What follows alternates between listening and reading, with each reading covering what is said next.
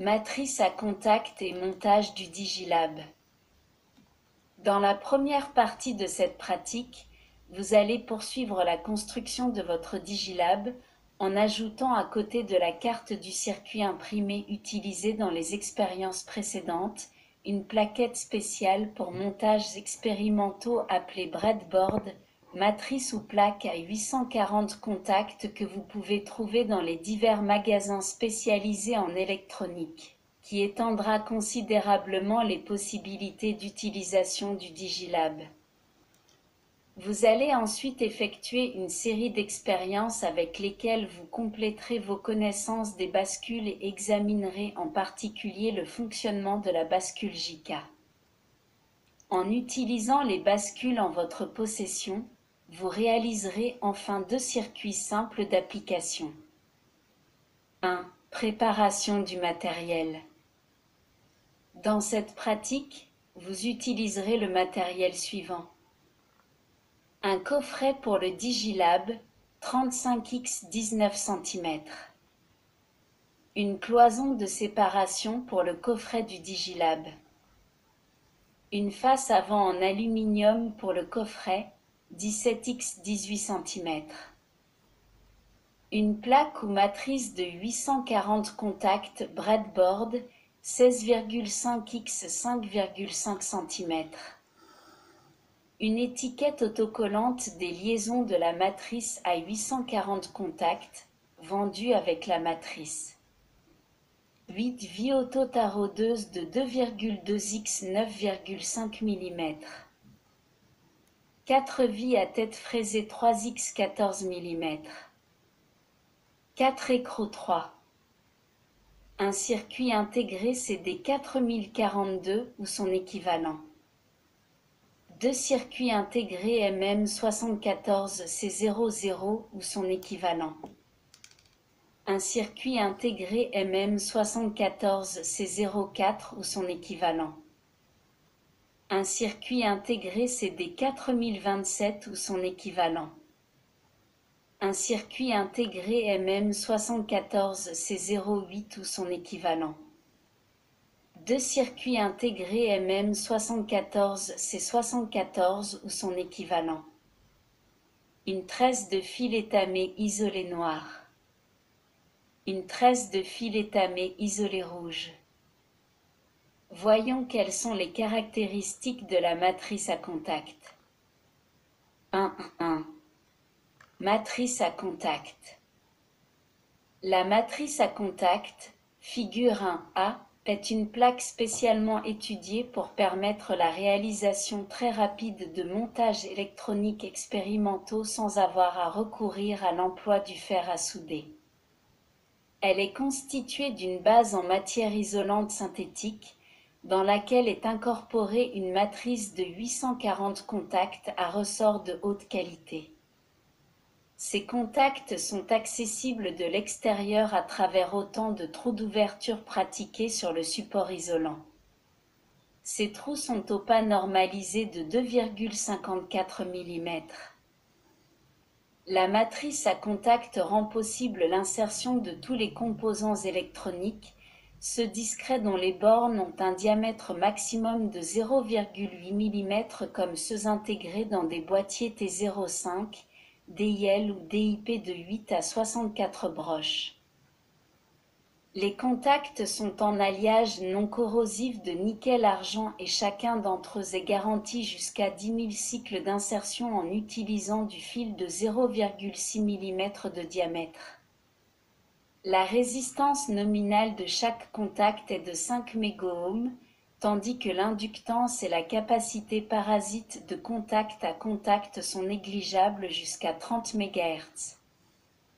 Les différents contacts de la matrice sont regroupés entre eux comme indiqué sur l'étiquette autocollante et représentés figure 1B. Dans la zone centrale, il y a 128 groupes de 5 contacts électriquement reliés entre eux et disposés en colonne, 64 groupes au-dessus et 64 groupes au-dessous de la rainure médiane pratiquée sur le support. Les circuits intégrés peuvent être insérés à cheval sur la rainure centrale comme vous pouvez le voir à la figure 2. La matrice peut recevoir ainsi jusqu'à 8 circuits intégrés DIL à 14 broches et pour chacun de ceux-ci, il reste 4 contacts disponibles pour effectuer les liaisons électriques. Il y a ensuite 8 groupes de contacts, chacun constitué de 25 contacts électriquement reliés, disposés en ligne dans le sens de la longueur sur les deux côtés de la matrice comme vous pouvez le voir également à la figure 1b. Ils sont destinés aux liaisons de l'alimentation, des masses et des différentes commandes des circuits principaux montés sur la zone centrale de la matrice. Note importante. La durée et la fiabilité des contacts de la matrice sont subordonnées à l'observation des normes d'utilisation suivantes. N'insérez jamais dans un contact des conducteurs ou bornes de composants ayant un diamètre supérieur à 0,8 mm parce qu'il pourrait facilement endommager les ressorts du contact. Assurez-vous toujours que les extrémités des conducteurs ou des bornes des composants à insérer dans les contacts de la matrice ne soient pas endommagées par pliage, éraflures ou par des résidus de soudure. En effectuant les liaisons, exercez une pression correcte de sorte que les extrémités des conducteurs ou bornes des composants s'introduisent perpendiculairement dans l'emplacement de chaque contact et restent maintenues par les ressorts internes, garantissant ainsi un bon contact électrique. Après ces notes d'introduction, vous pouvez reprendre le montage du Digilab. 2. Montage du Digilab.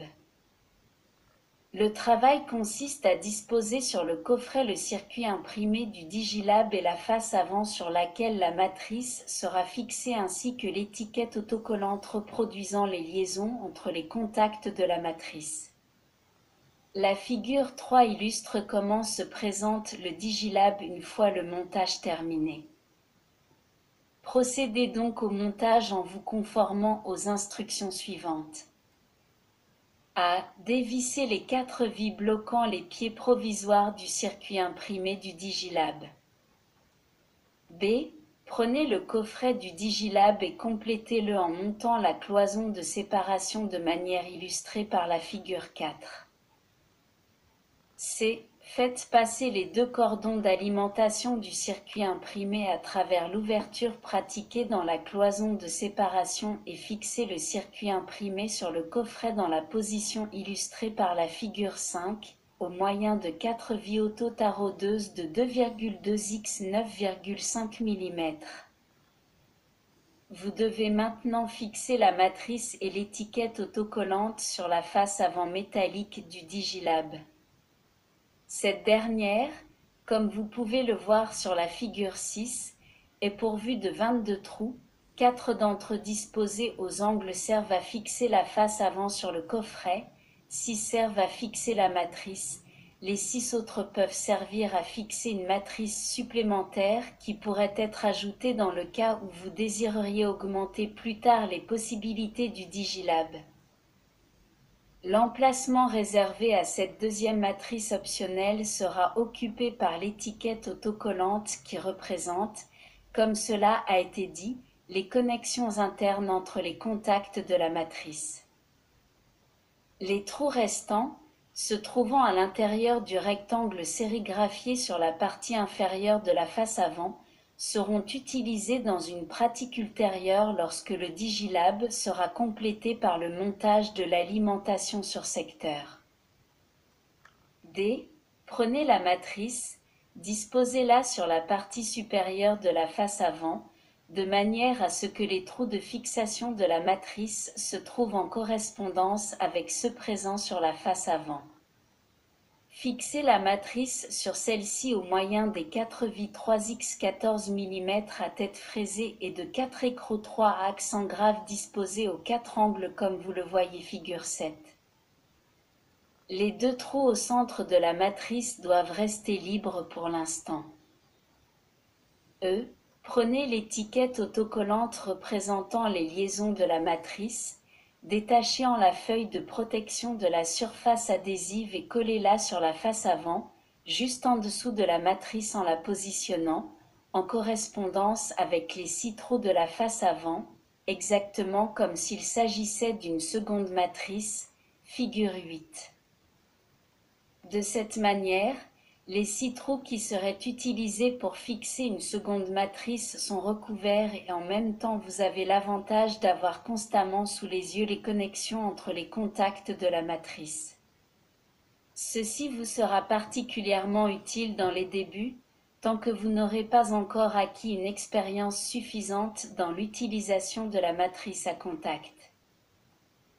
F. Faites enfin passer les 2 pinces crocodiles des cordons d'alimentation du circuit imprimé par le trou le plus grand de la face avant, celui en bas à gauche, et fixez cette dernière sur l'ouverture gauche du coffret au moyen de 4 vis auto-taraudeuses de 2,2 x 9,5 mm comme vous le voyez sur la figure 9.